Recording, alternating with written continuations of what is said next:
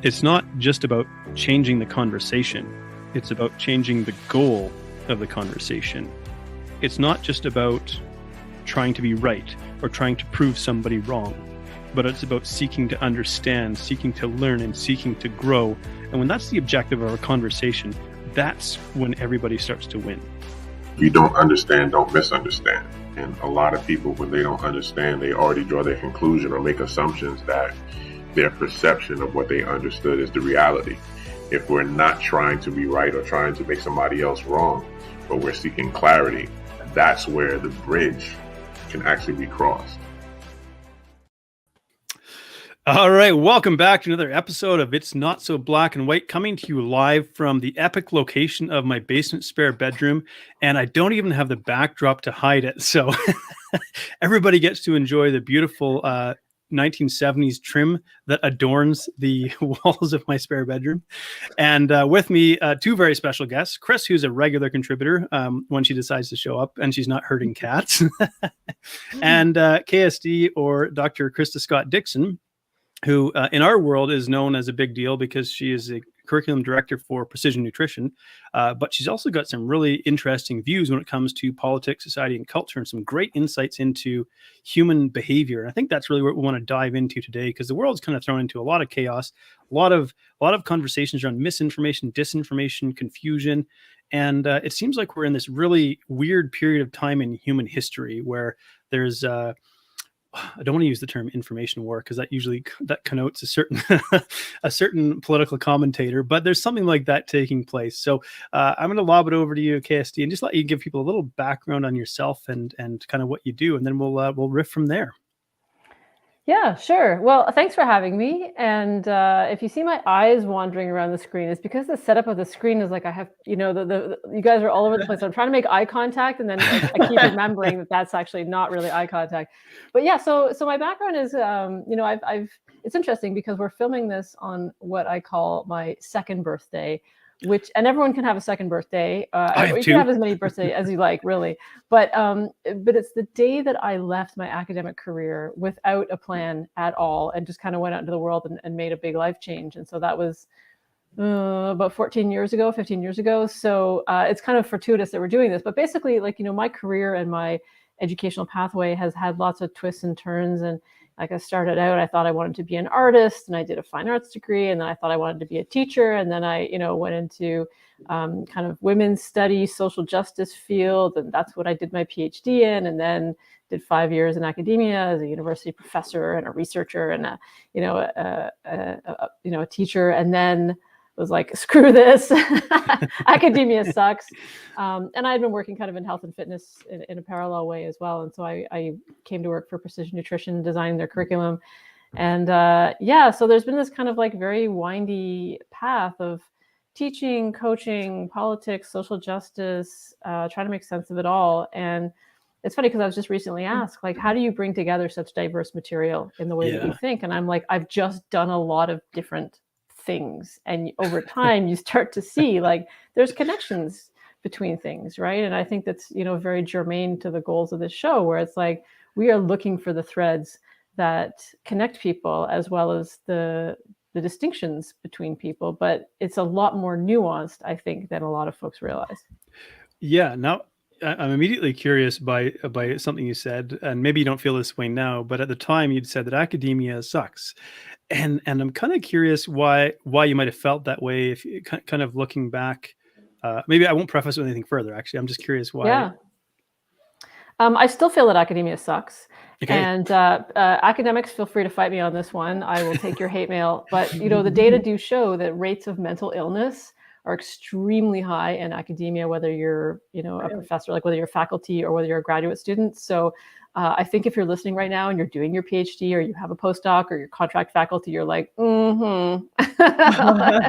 And the reason I say that, and I'm a bit flippant about it, but I think there's really unfortunate elements in academia. For context, I'm a second generation academic. My father was an academic. And so I came to this very naturally. And I literally grew up being taken to the university, when the babysitter didn't show up, my dad would just haul me along to classes, and I would sit in the library or sit in the back of his lectures or whatever. And so like I was immersed in this environment, like almost literally from birth. And I thought it was terrific. Like I loved the smell of the library. And I loved the idea that you could just learn anything at this place. Like it seemed like this really magical place. And even as when I was faculty, I was sneaking into undergraduate lectures about things that I wanted to learn because there's 500 people in there. It's not like anyone's gonna bust me for sneaking into a stats lecture or something like that. So the premise of it is amazing. It's a place where knowledge concentrates and people push you to think critically and learn how to learn, and you can learn any topic that you want. The downside is once you become in the machine, once you become a graduate student, once you become employed by the university, you start to see that this is actually a very dysfunctional system.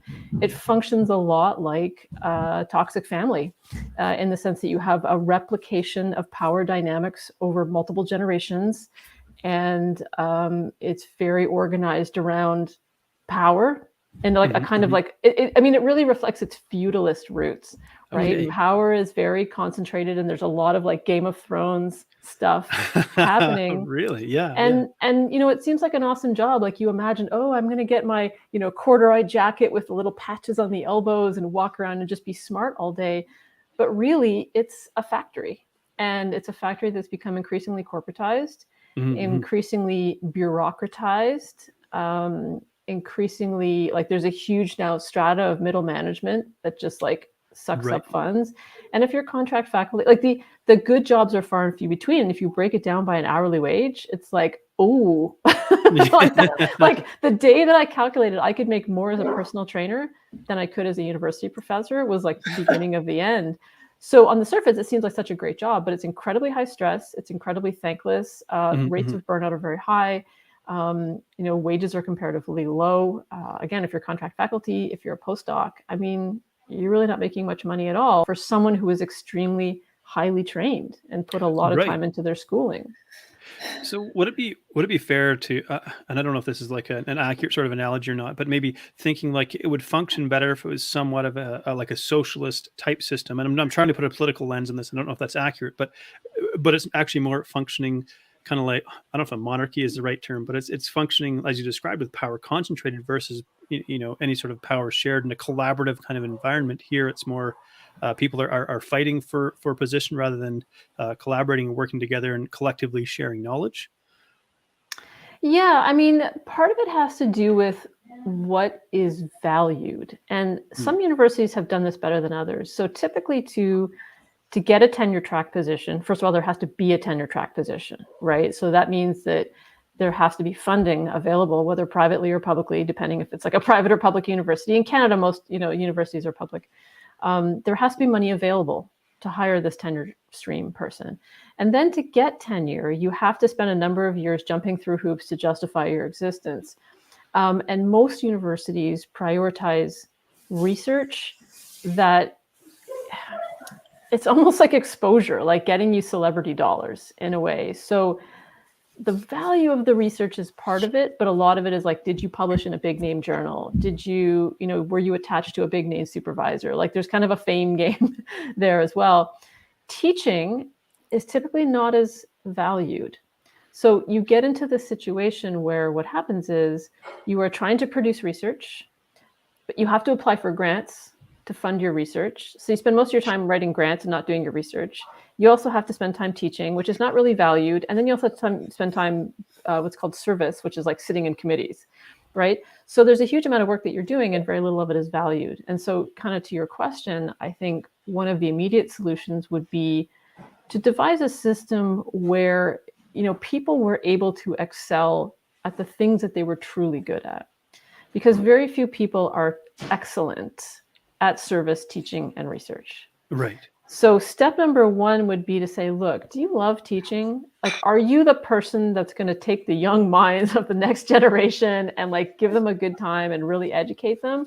If so, here's a pathway for you where you can make a living wage, where your work is valued, where you can be rewarded, and you don't have to do anything else. You can just show up and be a great teacher. I think that's part of where the system is really broken, honestly. Right. I think it's really interesting because I think the perception of university is it's a high prestige, high status environment, right? But actually when you're in it, that's not how it plays out. It turns into more like it's not quite nepotism, but it's definitely hierarchical in that way of like, I've worn the special pants for this period of time, and I'm gonna choose who wears the special pants next time. And it may not be based off of skill or talent, like you're saying, right? It's not what it appears to be. And I didn't work in academia, but I worked for the university for a number of years, and I worked in human resources. And some of the things I saw going on with the grant writing and with how the programs actually functioned once they had received grant money was really surprising to me. So it's interesting to hear it from your perspective as well, having come up through that. And, like in terms of, I mean, if we're talking about kind of progressive politics, I would say there's another huge issue, which we haven't really touched on, which is the replication of systemic discrimination, right? Intentional or not. And that's how systemic discrimination works, right? So if I'm a senior faculty member and I'm looking for a candidate that I think is doing a good job in terms of, ticking all of the boxes of what good job means, well, who am I going to choose? I'm going to choose someone who looks like me, who thinks like me, who does scholarship like me, very likely, because that's how human brains work, right? Unless my institution has a really diligent diversity, equity, inclusion mandate and safeguards to make sure I follow it, I'm just going to keep reproducing this behavior, this world that I was inculcated in, because I've been marinating in it for 30, 40 years, right? So I don't know anything different. And so when I see scholarship, that's progressive or radical or interesting or different than mine, I'm like, scary. I don't know about this. This is scary. These people don't look like me. And that's, it's sometimes it's conscious, but sometimes it's not. And that's where we really have difficulty. And a lot of, progressive faculty of color, faculty who are doing, all different kinds of research programs, queer faculty, any kind of marginalized faculty will tell you, like, it is an upstream, thankless battle that a lot of the times you don't win. The word systemic kind of gets thrown around, and I think for an average listener, they might have maybe a robust grasp of what we're referring to, because we hear it in terms of, as you described, like systemic discrimination or systemic racism. When we use systemic in this context, what are we? I mean, what if you could describe like kind of what we're referring to here? Because I believe it's a term that gets misunderstood and probably thrown around in media to sort of create these emotive responses from people, when in reality there's something really valid to what's being described here. Yeah, I think that's a great question. And I really appreciate the opportunity to explain it, because it is something that's not well understood. And I think when we talk about, the isms, right? Racism, sexism, homophobia, whatever, people immediately feel defensive. Like if you're a decent, good human being, you immediately feel defensive, because either you're upset about what's happening in the world, or you want other people to know that that's not me, right? I don't do that. I don't think that. I'm a good person. I mean well. I try to help. I do this. I recycle. Right? Yeah. Like I'm a good person, damn it. And so when we talk about the isms and the phobias, I think a lot of people's defense mechanisms get immediately activated, because what happens is the conversation gets translated into individual level stuff and individual level characteristics, like who are you as a person? Am I a racist as my identity, right? Versus, do I have racist thoughts, or have I been taught racist beliefs, or do I have anti-racist thoughts and anti-racist beliefs, right? So it's not a thing that I am, but it's stuff that I may be doing, it's behaviors. But it doesn't stop there, right? And so systemic refers to like systems, structures, processes in our society. How does the education system work? How does the political system work? I mean, a super simple example is like, let's say you want to go out to eat and you've broken your leg and you're on crutches. And the restaurant that you want to go to has a set of stairs up to the front door. Or maybe once you get inside, there's stairs down to the bathroom. That was a very Toronto thing when I lived in Toronto. All the restaurants in the basement, right? Which is like systemically ableist. So the restaurant isn't sitting around going, how can we screw over, mobility impaired disabled people today?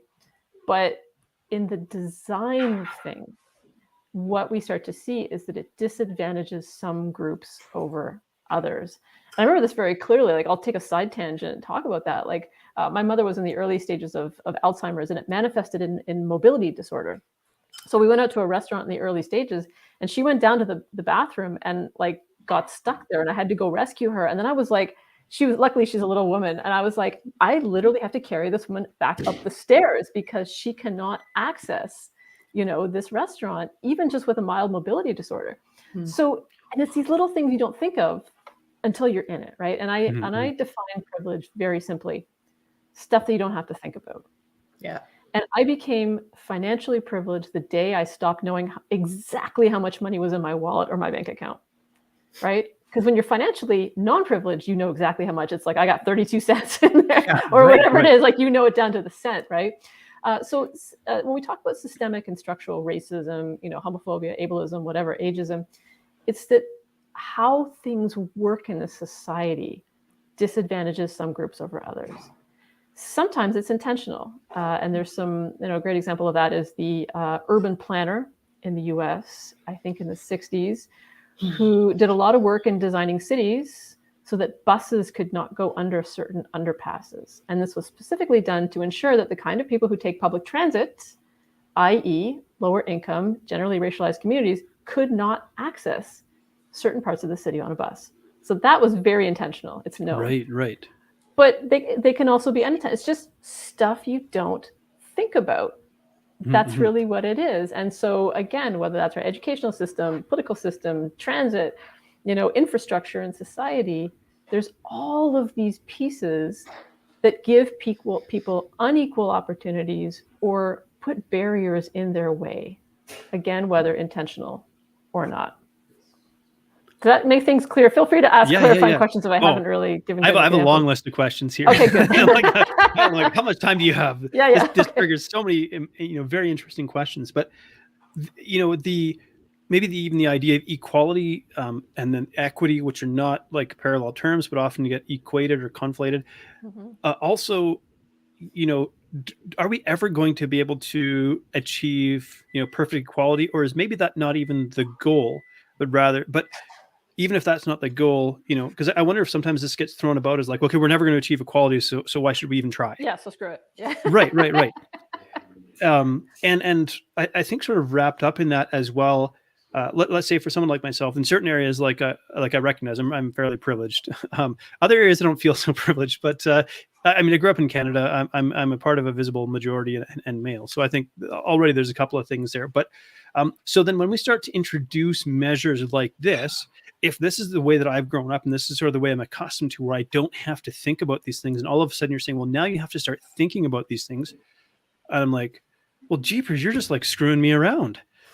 That sounded like Ricky from like, it's like Trailer Park Boys almost. We're getting there. Small town Canada. Can't take it out of you. Yeah. So that kind of idea. Yeah. Yeah. Okay. I think the thing to emphasize, and this is another really critical point, is that equity and inclusion and enhancing our opportunities for diversity is not a zero-sum game. So if you win, I don't lose. That's how this works. So a good example of that is another structural example. When you walk on a sidewalk and you arrive at an intersection or a driveway, the curb goes down so that wheels can roll over it, right? Now, that was done, to improve, rolling wheels over it. But that is something that is enhanced. If you're rollerblading, if you've got a stroller, if you're in a chair, if you have a mobility issue, now you don't have to get up over the curb. Like, an improvement for one group of people makes life much better for everyone. Accessible design is another great example of that. You might make things accessible for one group of people, but you make the world much better for other people. It's like, oh, this door handle is like way easier. My hands work just fine, but this lever door handle is way easier. Or, sinks at different heights. I'm short, right? So some of the lower sinks that are made to accommodate chairs are just like perfect for me. I'm like, good job, right? So, I think there is this idea that there's only a limited pie, right? And if one group gets a slice, then other people don't get a slice. And I think in most cases that's really not true. improving access to education. You know, everyone wins out of that one, especially early childhood education. Canada just passed legislation around accessible childcare. Like, that is probably going to significantly improve the health and well-being of our society 20, 30 years down the road if families now can pay $10 a day for childcare, right? And so, and it's not screwing over non-parents. Like, you know, right. And can I give a shout out in Canada here? Like, my wife gets up to 18 months of mat leave, which has been phenomenal. My little man is 13 months old right now. And, you know, I think in some countries they get maybe 4 or 6 weeks. And now it doesn't exist. I mean, I had my daughter in the Czech Republic, and so there was up to, I think it was a sliding scale. You could get up to 36 months, but at different percentages of your pay. Yeah. So like, I was a manager at the time of a language school, and I think I was eligible for something like, if it was 36 months, it was 30% of your pay. And the shorter the period of time, the higher the percentage of your pay it was. Yeah. So, you know, it's a whole nother topic, what's going on in America with this kind of thing. But I think I want to go back really quickly to this underlying idea of fear, of scarcity that this underpins in society. And I think my question is sort of like, how do you see us getting out of that? How do you see us like managing fear in people of these changes, and fear that like there is only so much pie to go around? Oh, I mean, that is a huge question. And yeah, we got all night, right? I don't know if I can fix that, but I will say that, you know, one thing that has been suggested, I won't say shown or demonstrated, but suggested in brain scans of people with different political inclinations, is that people who tend to be much more rigid and traditional seem to also have a higher activation of their fear centers. Yeah. So this implies, it doesn't prove, but it implies that something about a fear of change is distressing for people. That change implies some lack of safety, some unpredictability that is frightening. And, you know, so if I kind of take an attachment psychology perspective on this, I start to ask myself about how we can make things less threatening for people, how we can make change less threatening for people. It's almost ironic that like the childcare kind of just wandered into this conversation, because I see what they're teaching as social and emotional skills in early childhood education these days. Now, this is in British Columbia where I live, but it's starting to become a movement. And there's now a greater emphasis on social and emotional learning in schools at the elementary level, especially. And this produces brains which down the road are less afraid of change and feel more adaptable. So, I mean, it's kind of a hard question to answer. How do we do this? But, you know, the answer is very much on the human scale, right? And there's a wonderful project called the Human Library. We had this in Toronto. I don't know if it's elsewhere, but you could go and like check out a person and just like hang out with them and talk to them for like 10 minutes, 20 minutes, whatever. Someone especially not like you. I so want to do that. Yeah, it seemed tremendous. And I think that's not to be all, you know, kumbaya about it, but we can really only change that kind of fear with things like attachment, you know, like starting to like prioritize attachment or connection or relationality. But I think another way is just demonstrating to people that there's not scarcity, right? That a win for the side of good or social progress is typically a win for everyone. And I think the more that we can point to the benefits of that, you know, public health, great example of that. Or, you know, like if you get vaccinated, then I don't get sick, right? Like it's a win-win situation for me. And I think this conversation's, it differs in different cultures. And I'm glad you mentioned the Czech Republic. You know, the conversation looks very different in the US, which is very individualistic, very like my way or the highway. Like I got my bubble and I'm sticking to it. Canada's a little bit more collectivist, other societies more collectivist still. So there's different kind of like fundamental beliefs about contribution and about what I get. And like, I mean, as an example, I don't have a child. Okay, my partner has a child, but I don't have a child. So why should I give a crap about the educational system? Well, I understand that if I belong to a highly educated society, it's probably going to be a better place to live. So I happily pay my taxes that go to schools, even though I don't directly benefit. So all that is to say, I don't know how we can introduce a more collectivist mindset, but I have seen that it can be very successful on the micro scale of just getting to know people and interacting with different kinds of people. Yeah, I already want to start a human library just because I love talking to people. Yeah, it's so rad. I mean, I think this is what travel is about too. And, and you know, that is the human library. And if you really fully embrace the experience of being outside of your culture, rather than just looking around when you're in another place, deciding that they're doing it wrong and, you know, you have things to teach them, it's incredibly transformative.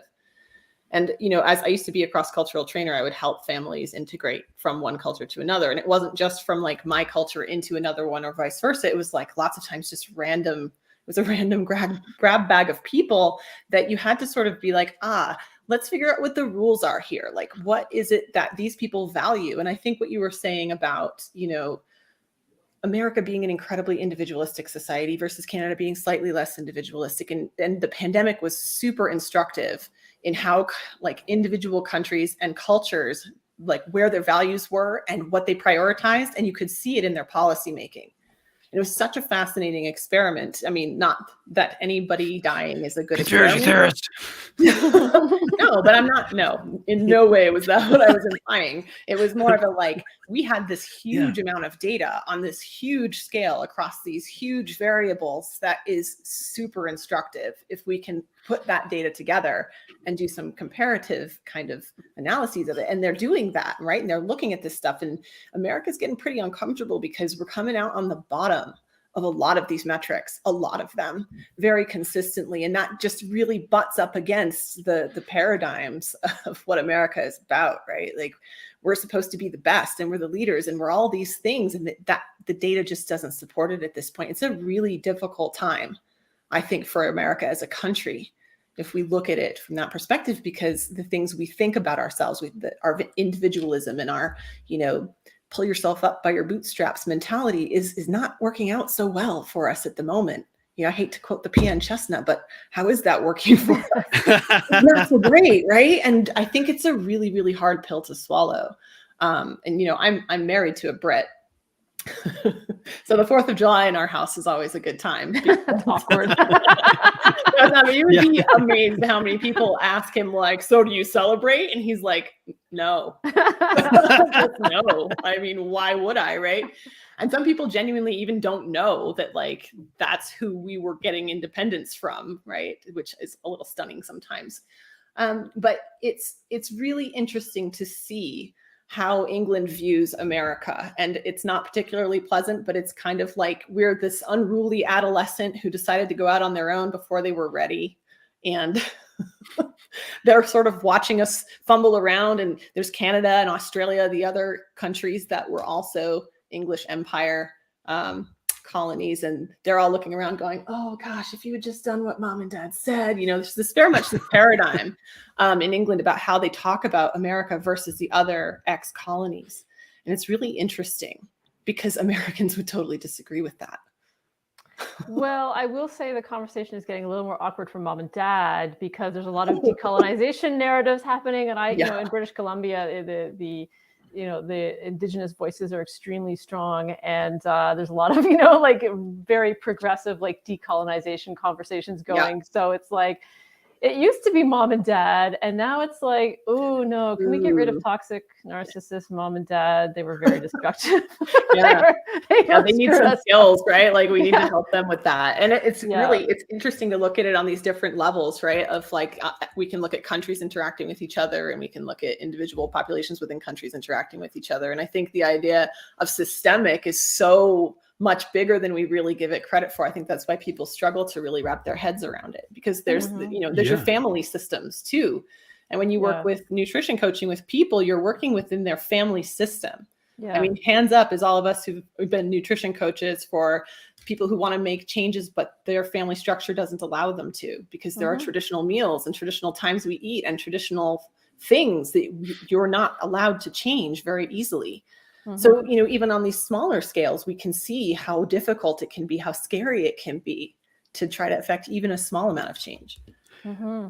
So I wanted to shine a bit of a light here on something and get your take on it.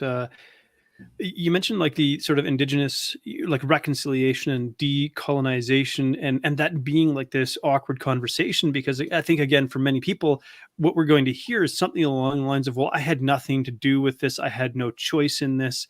I was just like literally born into this country in this sort of situation.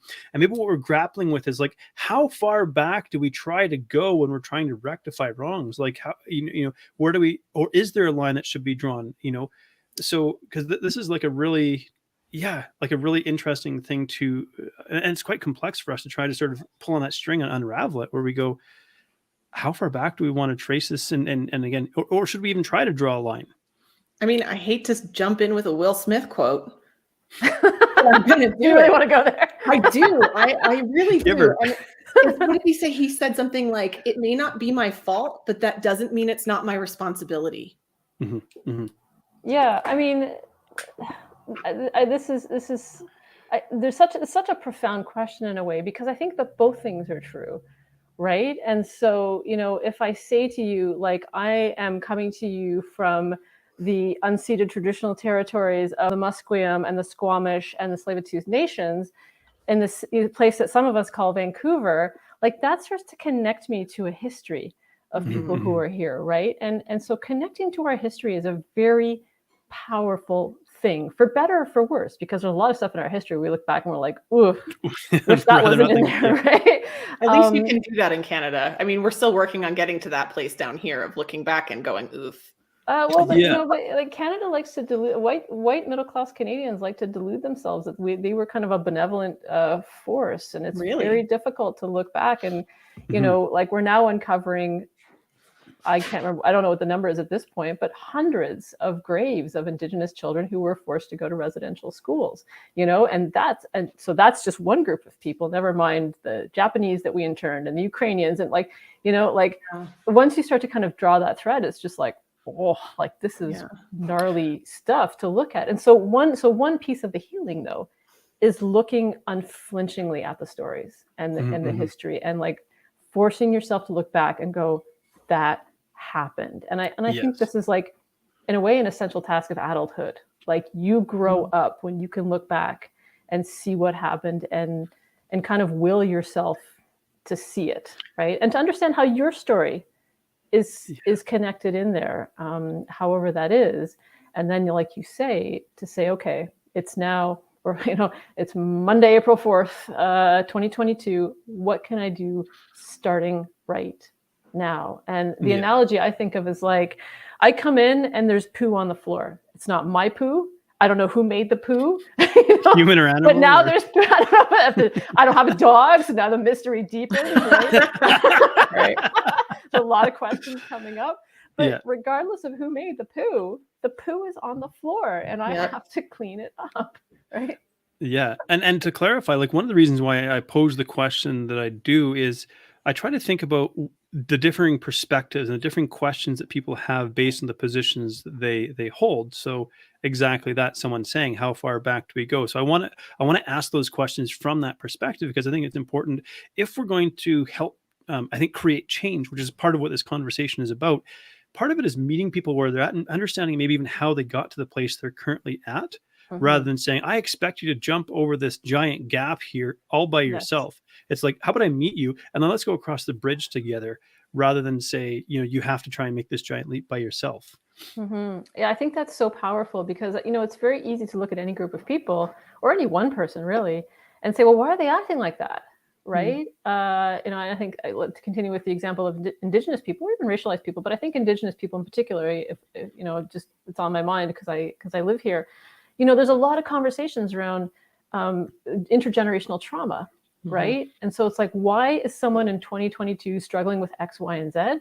Well, it's because their parents went through this, their grandparents went through this, their great-grandparents went through this. So if you start to kind of connect the links in the chain, oh my gosh, that makes a ton of sense why this person is feeling, doing, and experiencing this. And it's not some inevitable destiny, right? It's not like, well, I guess I'm doomed by 300 years of whatever happened. But it's almost like there's all of these threads that weave into a human being, right? All these threads of stories and choices and experiences.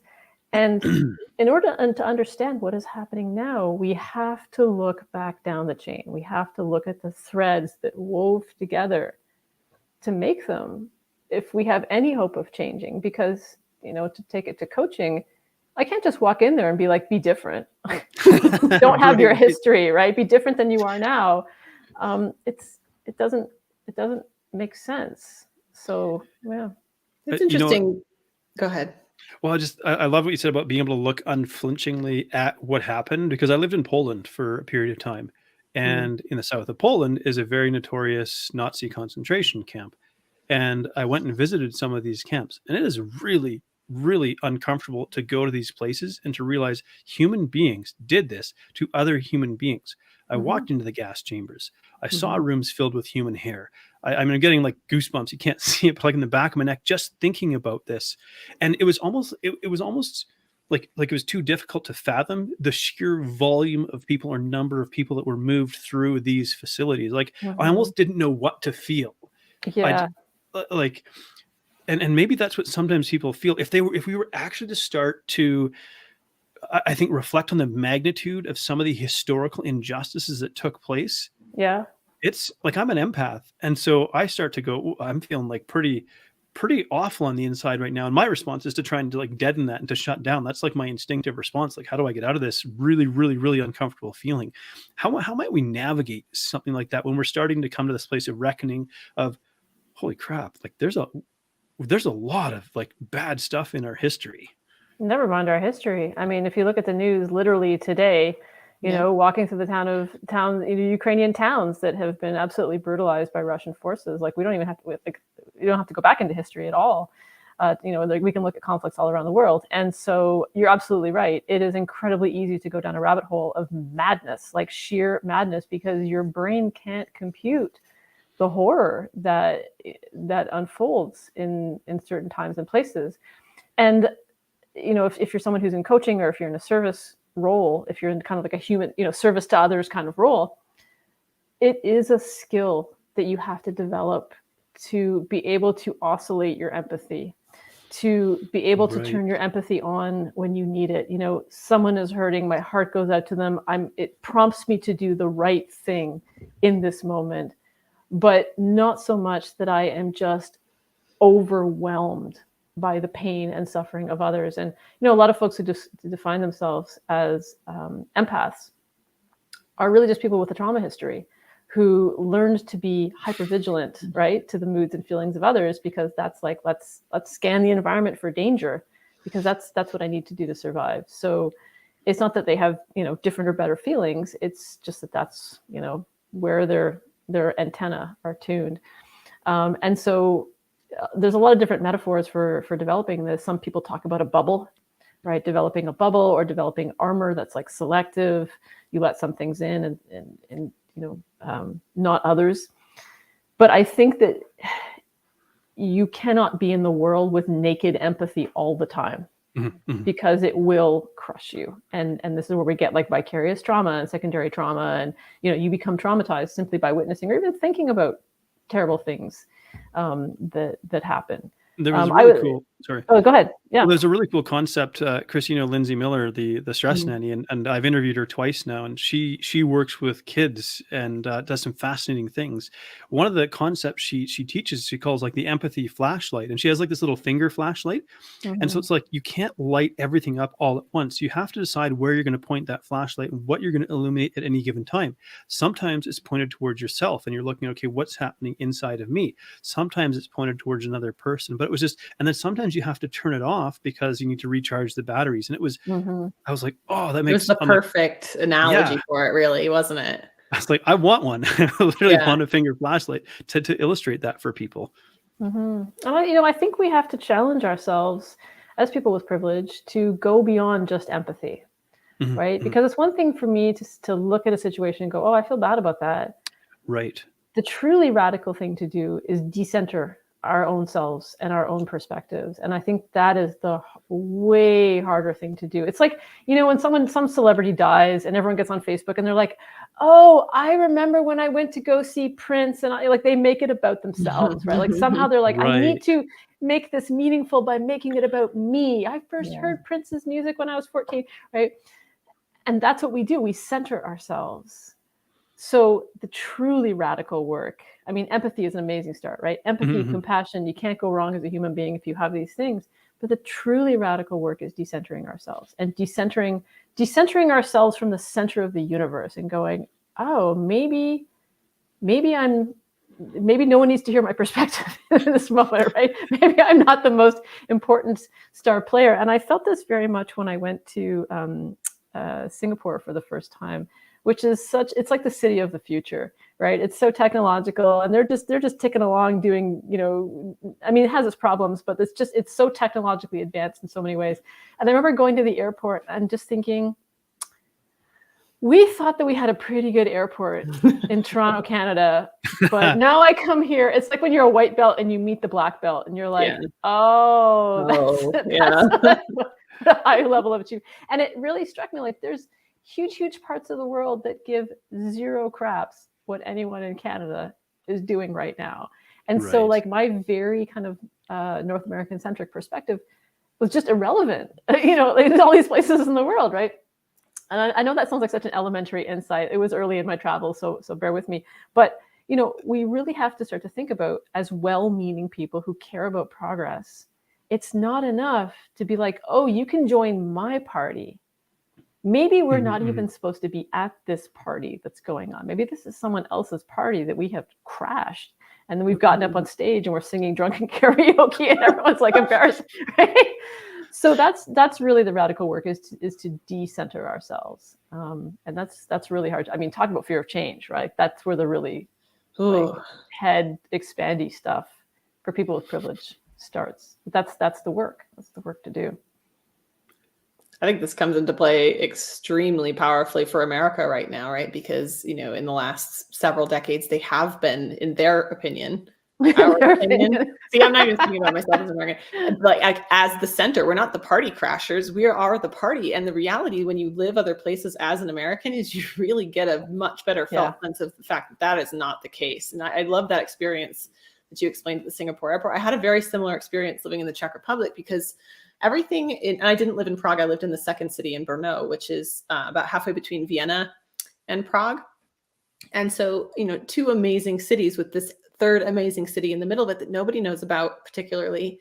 And you go there and everything looks still pretty much from the 18th or 17th century on the outside. And then you open a door and everything inside is insanely modern and insanely up to date and just like beautiful. And it all connects. They've managed to take these facades of these old buildings and connect each building internally. So you pretty much never have to leave the inside of the building if you don't want to. You can choose to go back outside and do that, but you don't have to. They've managed to connect it all up.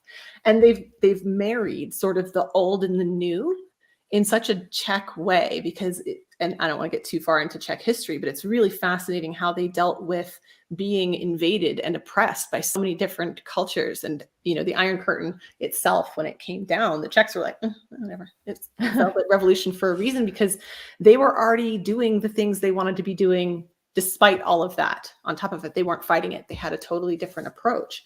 And I think there's so much to be learned from how different cultures handle that and realizing that there are parties going on you don't even know are happening, right? And that's the funnest part of life, if you let it be, is actually finding those other parties. That's funny. I just picture in my head when I was in Lithuania and we went to like this underground pub that was, you wouldn't even have known it existed, but they have in Eastern Europe, they have a lot of these places. Maybe you've seen them, right? Where you just go down this random flight of stairs and you get into this underground, thing, this old stone structure or something. And there's this whole party going and you're like, you know. Most drinking is done underground, right? Like, I don't think people drink in the daylight in those. Yeah. I was like listening to an Eastern European metal band in like an underground establishment was quite an interesting experience. I think the question is, how do you bring more of those experiences to the people who have the least access to them, though, so that they can gain those perspectives? Like, how do you introduce it in a way that doesn't trigger that fear response? I mean, I guess it depends who we're talking about, right? Because there is a very particular fear response that happens in people with privilege, when they start to feel like, oh, I might lose some of this. Mm-hmm. Right? It's different. Going up the ladder is different than going down the ladder, right? And so I think the answer would be different for different groups of people. And I'm not super interested in not threatening people with privilege. I think that they're well overdue for some psychic threat to be foisted on them, and to have a very difficult reckoning with reality. I think that that's just part of the process. It's kind of the truth and reconciliation concept, right? Where there has to be some truth telling, and some people have to hear and receive some very difficult, painful things. And there's no way around that process. So, for people who have always enjoyed privilege and the ability to not know or think about things, there is no smooth, easy landing in a way. It can be facilitated, skillfully, but some of it's gonna hurt. Yeah. So avoidance is kind of really the problem, isn't it? It's that sort of pain is this interesting thing, because I've had this thought recently, like that pain is a teacher. It's not that we necessarily go out and deliberately seek pain, like I'm going to smack my head into the wall, just, but like pain, like I'm now looking at my kid, right? And I'm like, when he does something that probably isn't very helpful, like little miniature humans are like trying to unalive themselves like recklessly multiple times a day. and sometimes I can't save him from everything, not that I'm trying to, but like sometimes he needs to go through that painful experience to be reminded that, okay, there's a lesson here. And when you mentioned I guess I'm trying to get your quote, but like almost like threatening people with privilege, or basically the threat is you're going to go through something that's really, really uncomfortable here, and you should go through this. Some people will hear that and they won't hear maybe the conclusion of the matter. All they hear is, you're trying to drag me through an uncomfortable experience and I don't want to go. But if you were to say, here's actually where this will take you and maybe why you should be willing to go through that experience, where might people find themselves maybe on the other side of going through this kind of painful reckoning that would make it worthwhile for them to go through it? I love that. You're reframing my somewhat sadistic take on the topic. Inflicting pain on people. Yeah, I love that reframe, because I think the travel analogy is such a great one. When you travel, when you have experiences, and like a lot of those, when you travel, you have experiences that are uncomfortable, depending where you go, right? It's like, I don't know what this food is, and I don't know, like I need to do something and I don't know how. Everybody just using their fingers to dive into the food on the banana leaf. Yeah, and it's scary, and I'm lost, and I don't know who to ask for help. Like, you have all these experiences when it's just like it's like baked into the experience of traveling by and large. And what happens is that you come out the other end with an increased sense of empathy, an increased sense of shared humanity. Like, people are going to people. Like, wherever you go in the world, there's going to be some moment where you see a teenager who's just like doing teenager things. And you're like, no matter how they dress, no matter where they are, that's like, teenagers are going to teenager. And, so you come away with often a greater sense of shared humanity. You come away with a sense of respect for how other people navigate the world in different yet entirely functional ways. So you have like an increasingly broadened perspective. You have a very healthy humility, like in a way that feels good. Like, I'm no longer, again, the starring actor in this play, but actually feels kind of good. I feel like I'm sharing something with people. You have an increased sense of self-trust. I went through a difficult thing and I figured out new stuff and new skills. And now I have a sense of like increased capacity and increased resourcefulness. A good analogy, there's a guy on TikTok I just saw who traveled through a bunch of countries, and wherever he went, he asked people to share their favorite dance move with him. And then he put it all together in this kind of montage. And you're just watching this guy dance with people all over the world, all kinds of different cultures. And you're like, wow, like what kind of person would this guy be at the other end of that experience? Like, it would be transformative. So these experiences transform us in ways that are growth promoting. It's like, to bring it down to the micro level, it's like having a really hard conversation with your partner. You know, like when you're in it, it's so icky and you're like, whoa, God, why can't you be wrong? Like, I don't know if you ever had this moment where you're like, you're kind of getting down on your partner for something and you're like, you're doing this. And then like halfway through, you're like, it's me, isn't it? It's me. It's me. Why does it have to be me all the time? Right? But so like when you're in those conversations with your partner, it's so icky and it can be frightening. Like, what if they leave me? Like, whatever, right? But when you come at the other end, if you have successfully navigated this and like really shown up to it, your bond is stronger, right? You have navigated this together. So I think we often have a fear of conflict or a fear of uncomfort in our culture. But I think, as you say, John, the good news is that you come at the other end of this so much stronger, so much more resourceful, so much more expansive as a human being, which leads to a lot more fulfillment. Like when you grapple with the hard things, you feel good about yourself ultimately, because if you don't, some part of you knows that you didn't. And that's going to stay with you forever. So you threaten people with actually kindness in your heart because of what you'd like to see on the other side of it. Well, you know, I think I think if you've gone through a difficult thing, you know how it feels, right? And as a coach, I'm not a big fan of rules. I'm not a big fan of like, you should do this because blah, blah. I'm like, try this and see how it feels, both in the short term and the long term. You know, feel that person that you become when you try a challenge and just see what happens. And so, you know, for everyone listening, I challenge you, like, go out and find an area where you feel uncomfortable as a human being. You know, maybe there's a group of people that you like have never engaged with and like, but you're curious, right? Go find someone to engage with, or you've never had a really icky conversation about a social issue with someone, maybe, you know, who's marginalized, or maybe you're the marginalized person and you've never talked to, you know what I mean? Like, go out and just have those one-on-one human connections, because that's where a lot of the healing happens. So cliche to say, it's where the healing happens, but it's, you know, it's true. Like I've had some of the most wrong. Right. I just had some of the most rad, life transforming conversations, like on buses and just like with random people that I ran into who were not like me in some way or another.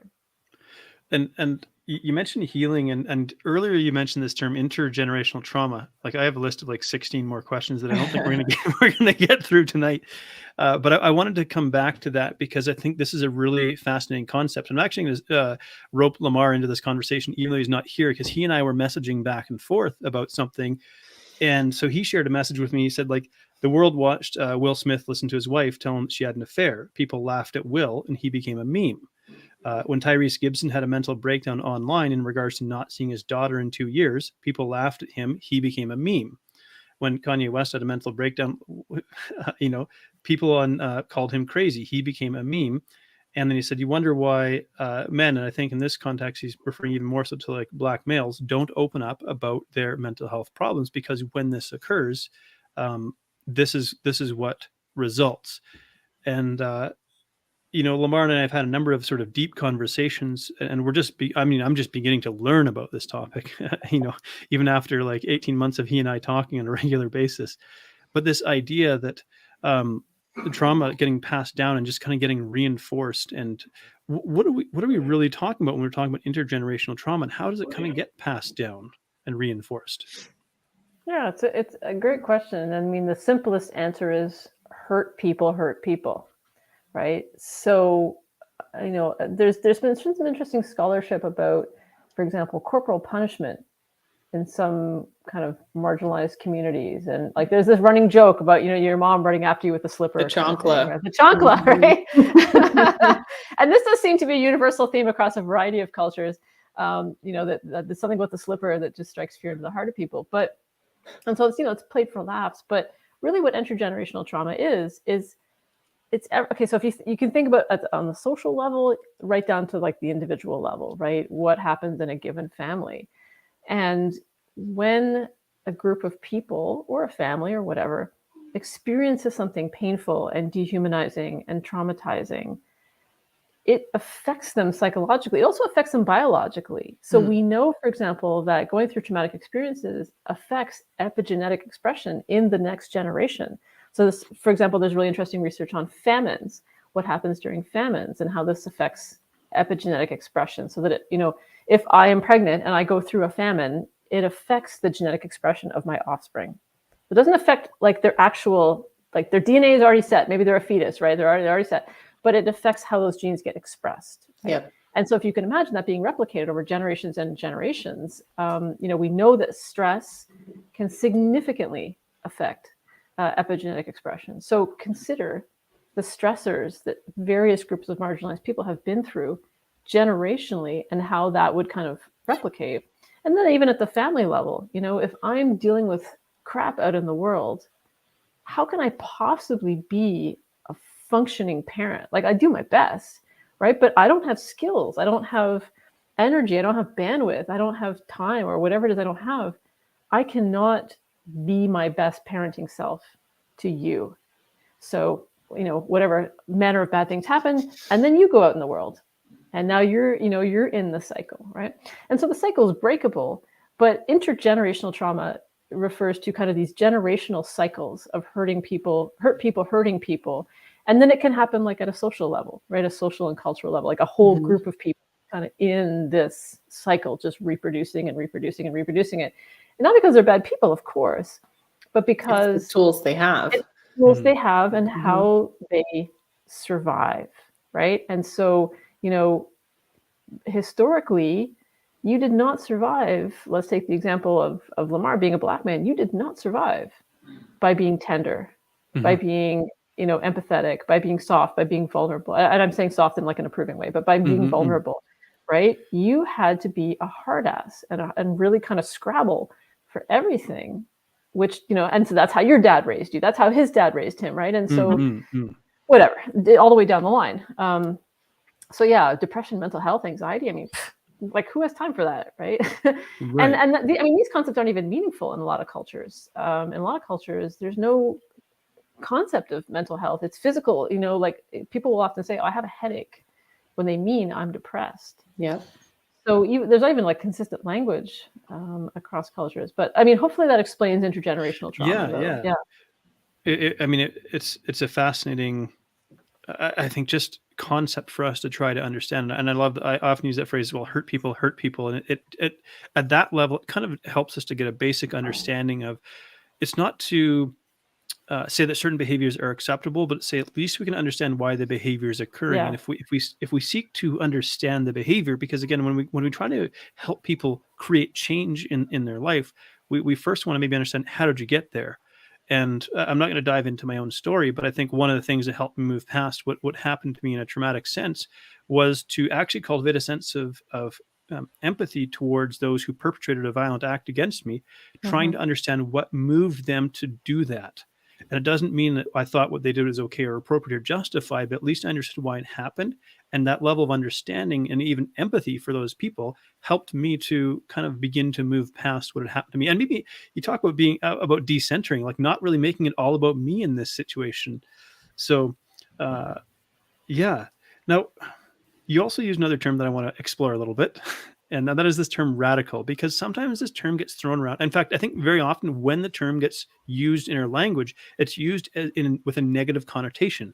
This person's a radical. In other words, watch out. This person is crazy, or this person is bad in some sense because they're taking an approach that really hasn't been used before. Yet maybe the flip side of that is innovation, or the willingness to go outside established norms and say, let's try this. In the 80s, radical did mean that, right? That was the term that you used for something that was super new and exciting and awesome. Yeah, it was rad. I still like saying rad, but I'm old, so I still say rad. I don't care what people think it is, but it is rad. I'm in the 40s club. I can say rad. Right. Well, I mean, like the etymology of the word radical, or the word origin of radical, is really just to go to the root. Yeah. Right? So radical suggests going to the root of things, and I think if we kind of use it in its classical sense, being a radical kind of implies that you're willing to dig down to the origins of things, right? Why is this happening? Okay, why did that happen? Why did this happen? And typically what happens is you reach some kind of place where you're like, oh, I can see by asking these kinds of questions, by trying to go to the root of problems, that superficial solutions or superficial explanations are maybe not going to cut it, right? Oh, like, why does someone commit a crime? Because they're a bad person. The end. Well, you know, like that's not helpful, right? So I think a radical is someone who questions deeply and is really looking for like the thing before the thing, right? What happened? Oh, like why did this cause this, and why did this cause this? And typically what happens out of that line of inquiry is that you question a lot more deeply about how and why society is organized in the way that it is. So, you know, if you question like, why do we have a minimum wage? And then you start digging in the history of that, you're like, oh, it seems very weird to me that, you know, 0.1% of society has concentrated all the wealth. And you know what I mean? Like you sort of intrinsically start to move towards, I think, more like bigger visions for understanding things. That's how I look at it. I mean, and the term radical feminism, that's always such a, it's like, oh, radical feminists, you know, the whatever weird concept people have. But typically, like traditionally, radical feminists were understood as people who, to differentiate them from other types of feminists, because there were all kinds of feminists, and there have been for, you know, a few hundred years actually. But a radical feminist was really someone who was quite interested in getting to the root of sexism and patriarchy, and like, where did all this stuff come from? So, you know, the term took on another meaning, but that was what, you know, differentiated them. I can cross another term off my list. I wrote down the word patriarchy, and I don't think it came up in discussion before, but I wanted to touch on that. So I'm glad you inadvertently brought this up, because like I'm male. I think it's obvious. I hope it is. But I think oftentimes men will feel threatened by the idea of feminism, because again, maybe it's the thought that you're trying to take something away from me in trying to advance your interests. But the idea of this concept of patriarchy, well, again, if you tackle that, you're tackling something and it will negatively affect me.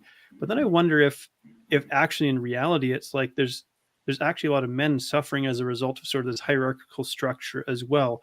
So I wonder if we can just maybe relatively briefly touch on this idea of like sort of patriarchy and feminism, and maybe why it isn't, and actually addressing some of these things isn't actually such a negative thing for men, for example, because maybe expressing this might help people be more open to the idea of, well, let me hear about this, because maybe it isn't such a negative thing. Yeah. Okay. I mean, so patriarchy basically literally means rule of the father. And so I think this is important to mention, because what it suggests is that this is a system, right? To go back to the concept of systemic, this is a system in which resources and power are unequally distributed, in part based on gender, but not exclusively based on gender, because patriarchy is something that is intertwined. Patriarchy is still a hierarchical system, right? So it's not just like red team versus blue team. It's not like all of the dudes get everything while all of the women get nothing. Okay, it doesn't work like that. I'm imagining it's almost like this kind of hierarchical pyramid structure where you have other factors that intersect, right? Racialization, money, political power, education, you know, like access to kind of historical institutions. There's all of these other things that make patriarchy work, so to speak. And so patriarchy is a system in which a small group of particular kinds of, you know, masculinity or masculine associated norms are seen as the best way to do things. That's kind of how I would explain patriarchy. Now, it's not that individual men out there are not dicks about it. You know what I mean? Like sexism and misogyny. So when I say sexism, I mean unequal distribution of resources based on biological sex or gender, right? Or beliefs about the capacity and goodness of a sex, one or the other. And we know that traditionally it has been that women are seen as much more inadequate than men traditionally. Misogyny is kind of the outright hatred of women. And this, I think, is still something that runs through the culture of our society in lots of different ways. But fundamentally, again, what we're talking about is structurally unequal distribution of resources.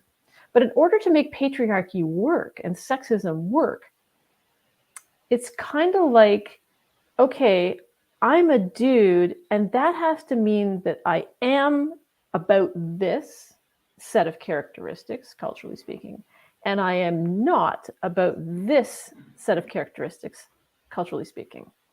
And I'm not talking about the way you feel inside yourself. I'm talking about social rules right now. There are social rules that say this is okay for men and women, and this is not okay for men and women.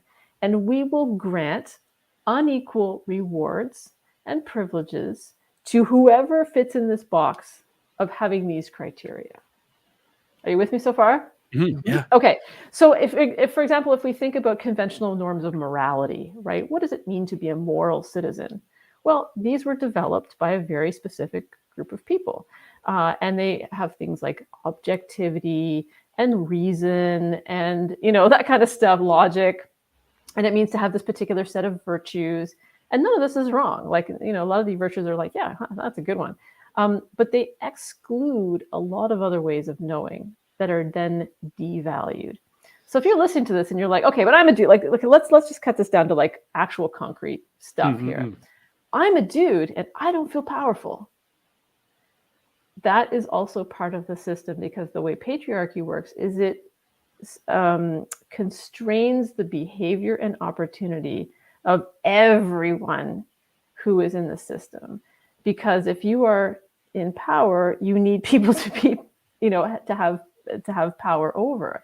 So the system of patriarchy intersects with other systems like capitalism and, racism and so forth, to say to be a man in our society requires you to do X, Y, and Z, to be X, Y, and Z.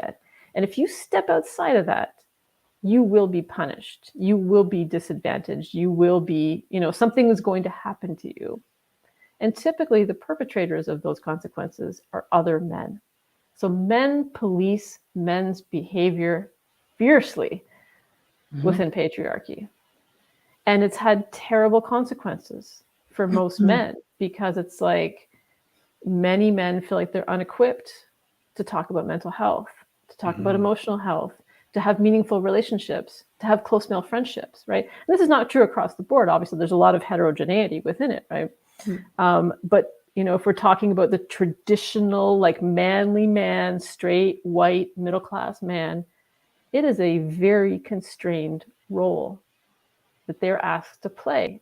And if they go outside of that, they are punished, You're like, don't cry. Like that's being, you're being like a girl. What are you, a little bitch? Don't be a pussy. Like we can just think of a million gender-based insults, right? So men actually suffer under patriarchy as well. And I think that's a really key point to bring up. It's not, again, that everyone on the man team is winning and everyone on the woman team is losing. It doesn't work like that. It's just a complex system of unequal rewards and privileges and power that is kind of like distributed predominantly to men. And maybe we could have a thought experiment about like kind of what is being proposed as an alternative, because I wonder if sometimes the thought might be the alternative is a matriarchy, for example. That's where everyone's mind goes. It's like, so you're saying we're going to like just be ruled by women? It's like, no, the whole point of like power over is part of the problem, right? That I would create a system that has very rigid rules for what people can do and how they can be. So, I mean, I think the alternative now, okay, having said all this about patriarchy, and again, this is systemic, right? This is enshrined in laws, it's enshrined in policies, educational institutions, even stuff like maternity leave, right? How did like getting a license where you have a maiden name and a new name. I mean, even down to that. What's a maiden name? Like, think about the word maiden name. Does this mean like I'm a virgin and so now it's my father's name until I lose my virginity and now it's my husband? Like, it's just, like so many aspects you don't think about. Right. Once you start deconstructing it. So I do think there's been a ton of progress over the last, like, let's say 100 years. And I think that in certain ways, men in many cultures are now where women were, let's say, 100 years ago or 50 years ago, where they're waking up to a reality of like, I'm not happy with the role that I've been assigned. I'm not okay with the messages that I'm getting from my society, from other men around me, or from, people in power. there are things that I want to do and ways that I want to express myself and experiences that I want to have that I feel constrained about having because of my gender or my gender expression or, my biological sex or whatever. So I see signs of hope. And the alternative, of course, is something like an ecosystem, right? Within an ecosystem, everything has a place, and ideally everything is thriving in a kind of interdependent way. And so there's no rigidity. It's not like, okay, we're going to just take like this set of rigid rules and replace it with that set of rigid rules. It's like, no, the rigid rules are the problem. I think ultimately what we're going for is a society where we can have difficult conversations about power and continually work to kind of, improve situations where there is unequal power, right? Unequal access to resources. If this group can access political power, but this group can't, that's a problem. If this group can get to education easily, this group can't, that's a problem, right? So I think we want to keep working on it and improving that.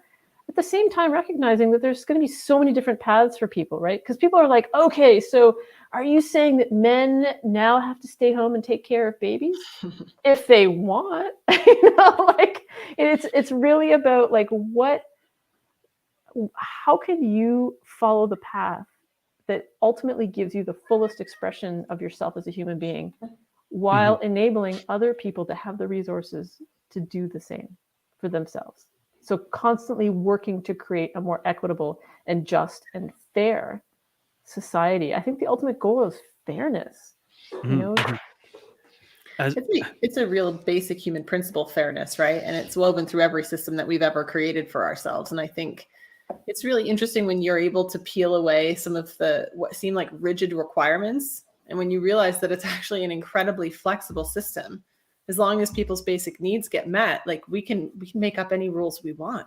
Yeah. Right. And recognizing that that's not scary, that's beneficial for everyone. Right. But it often gets reduced to this binary choice of like you say, well, what are we going to swap patriarchy for? Matriarchy? Well, no, that we're not actually changing things. And John, you and I have talked about this a lot in different aspects of like, if you can see the framework, if you can see the belief systems at play, then you're much more capable of changing them without threat. I kind of think about it like the bumper rails on a bowling alley, where they're there to kind of maybe stop you from ending up in the gutter, but between them, there's quite a bit of room to maneuver. There's not just a single kind of straight shot that you necessarily follow. And again, I'm loving it because this is sort of naturally progressing towards kind of three other things on my list here in this conversation. But it's this intersection of like, we talked about artificial scarcity, distribution of resources, and I wrote down capitalism and communism because they're kind of, I guess, held up as like sort of polar opposites, and socialism is kind of like this boogeyman down in the US. Like we don't talk about that down here because that makes you whatever slur you want to throw out there kind of thing. But this is what we're kind of grappling with, this place of reckoning where we're coming to, where it's like, wow, we just watched, even over the last couple of years, the accumulation of wealth in the top like 0.001% of people, where they control 80% of the world's wealth. And you go, and the other 99.996% of people are sitting here going, no wonder it feels like scarcity. It's not because there's a scarcity of resources available to us, but the extreme inequitable distribution. And how do we effectively go about rectifying this extreme inequity or inequality without, or maybe it can't be done, I don't know. I want to be careful what I suggest here on social media, but without some kind of violent shift, is there a way to maybe come about and this kind of reckoning? I think it's really interesting because history is a great teacher here, right? And I love when people start saying like communism or socialism, whatever. These are just all systems we've tried out. We're just trying out systems, right? And the assumption that we've come across a system that functions across all domains perfectly, and we've accidentally binned it, or we're using the perfect one now, and if we could just right the ship, it would be fine. I think the reality is that like no one's quite figured it out 100% yet. And I think that's where we want to try to stay, because as soon as we decide too rigidly that this system has to work or that system has to work, we lose the ability to like pivot. When we talk about innovation or disruption, we can't do that as a society if we get too fixed on any one concept. And I think, Good. I was going to say, I think like in order to evaluate any system, we kind of have to ask ourselves, like, does this work for everyone, especially the people who are most vulnerable and most marginalized? And that's really the litmus test, right? It goes back to the sidewalk curb cuts, right? Yep. Can someone in a wheelchair get down this sidewalk? If every single person, more or less, who can locomote, if that's a word, get down this sidewalk, then great. It should be. I feel like it should be. And so that is really like just a really simple question to ask yourself. Is everyone in our society, especially the most vulnerable, okay? Are they getting what they need? Are they thriving? Are they able to express themselves in the fullest way? All kinds of people are struggling to express themselves in the fullest way, but I think the litmus test is how a society treats its most vulnerable and its most marginalized members. And we've seen this with the pandemic. Like the rhetoric has started to shift to like, you know what, they're old. Like let's just clean out, like, it's the fine. Rhetoric is right. It's messed up. It's like, oh, people had pre-existing conditions. Oh, people were old. It's like, are we just like, is this some kind of like covert eugenics program now, where we just kind of like go, well, you know what, if you have cardiac problems, like just get off the stage? Like that's kind of starting to be what it sounds like, and that's not a society that I want to live in, where we don't care for people who are vulnerable. So regardless of whatever we come up with, it has to pass that test. Can people thrive in this ecosystem? I personally 1,000% agree with that. And I think that should be the benchmark for how we structure a lot of what we're doing. But I think the reality is not everyone agrees with that. Not everybody functions from that place of collective well-being. And that's where you get systems that are imbalanced.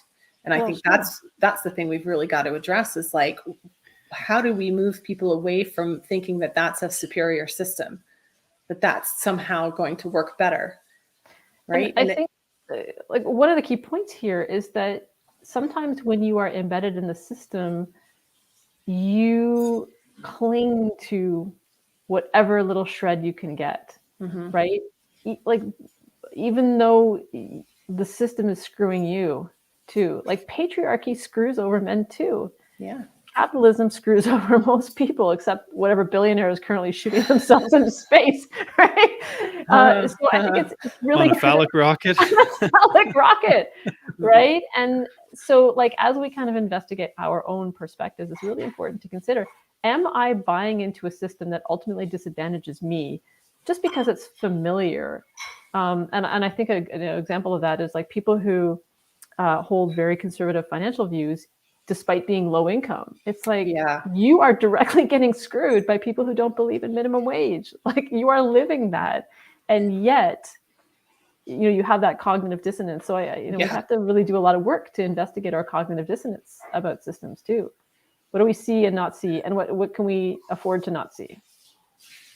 Yep.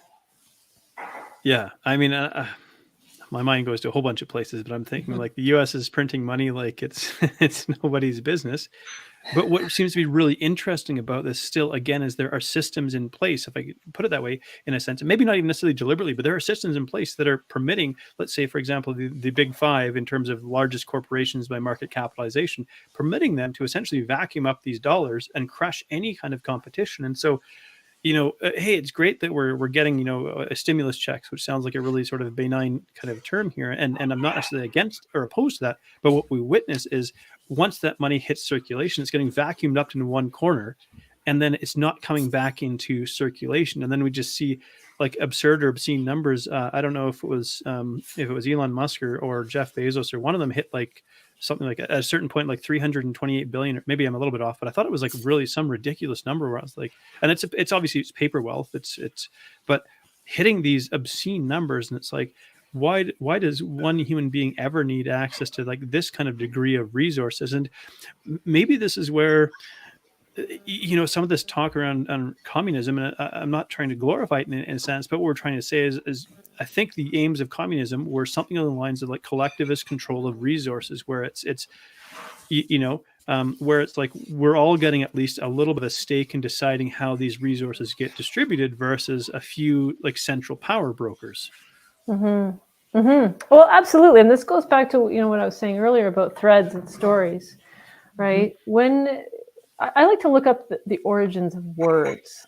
I think that's fascinating. I realize that doesn't make me cool, but I think it makes you cool. I love that too. I do that a lot. But I think I think that's fascinating to see the evolution of language and the evolution of ideas about language and what people were trying to express and kind of how that became something else.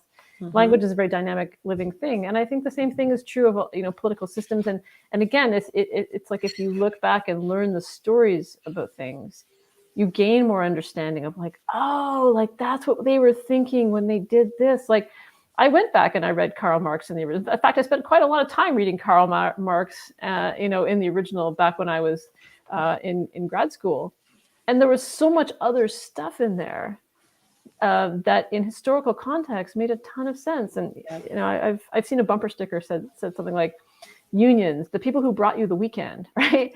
And so like in 2022, it's really, well, I mean, it's a little bit different in 2022 because Amazon's now, pushing to unionize. Like the conversation around unions is shifting again. But there was a time when being anti-union was really cool. And it's like, okay, you guys don't understand how shitty work was 100 years ago, even 50 years ago. Like there was stuff that could happen on a work site that like would be astonishing to someone in 2022. Like, oh, hey, you got a 3-year-old? Sure, stick in the machine, no problem, right? 14-hour days, no worries. 7 days a week, yeah, cool. Like you get 1 shilling or whatever the going rate would be to just barely keep you alive. And I think, people, if we don't know our history, we don't understand where ideas come from, where systems come from, how they were replicated, what propped them up. Were there other competing systems? That's the other piece. It's like taxonomy is a great example. Scientific taxonomy. There were multiple competing systems of taxonomy when they were originated. One just happened to win. It doesn't even mean it was the best one. So, I feel like we're just circling back around this concept of knowing the histories and knowing the threads and taking the time to investigate, where do my beliefs come from about what is right and good? And do they go back, like, do the origins of these go back further than I anticipate? I think if you're sort of like Gen Z or millennial, you're like, oh, history has just started.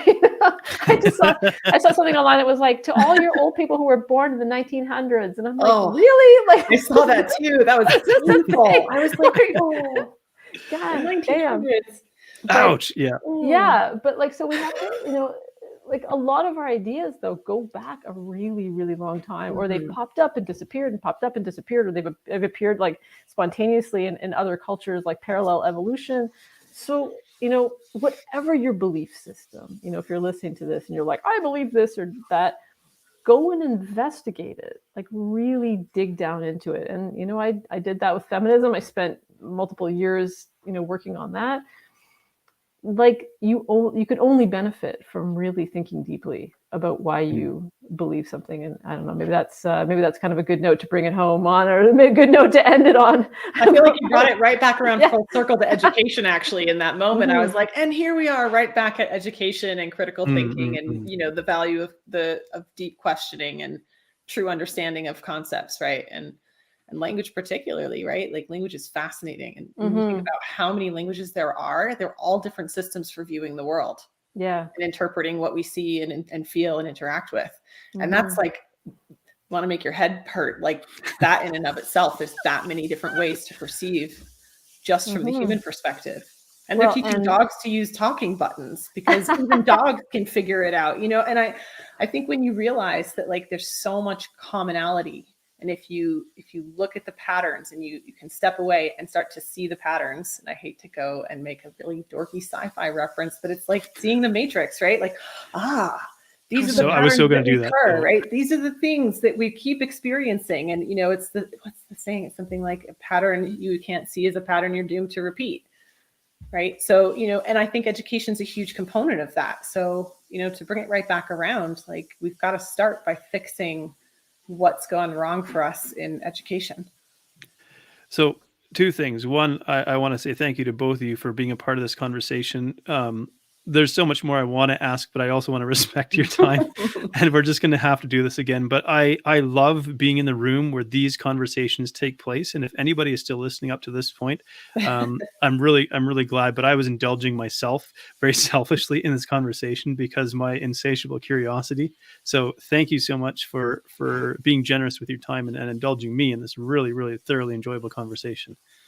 Oh, my pleasure. And I'm really glad you opened up the space to have to talk about things like patriarchy. And I think, as a father of a new little one, I mean, that is a beautiful opportunity to question like all of the received wisdom that you got growing up, and to ask yourself, like, what kind of person do I want to be in the world as I transmit things to this new little person? And it's an amazing opportunity. So kind of like the closing, if I could close on like a positive note, not that all men have to be fathers to make this work, but it is, for a lot of guys, an amazing opportunity to really go deep on this one and really think and to choose different actions in the world. And mothers of sons as well. Yeah. I think there's a lot there as well. Just observing some of my friends who've had sons versus daughters and the differences there. I think women have a part to play here as well. We can all be rad. We can all be rad in the cool 80s sense of it. Excellent. Yes. We're going to wind up on that note, but I think there's a whole bunch of awesome conversations that might be had down in the future again. So thank you everybody for tuning in, and stay tuned for next week when it's going to be an interesting one. Created a foundation of basing who we are on the response we get from people. People are expressing to somebody else out of the dislike maybe for themselves. When you can respond with compassion, you've learned to develop a certain amount of love and respect and appreciation for yourself. Compassion allows us to look at these things and to see them as they are, with a desire to understand without the need to judge. And in that space, that's where we create powerful transformational change.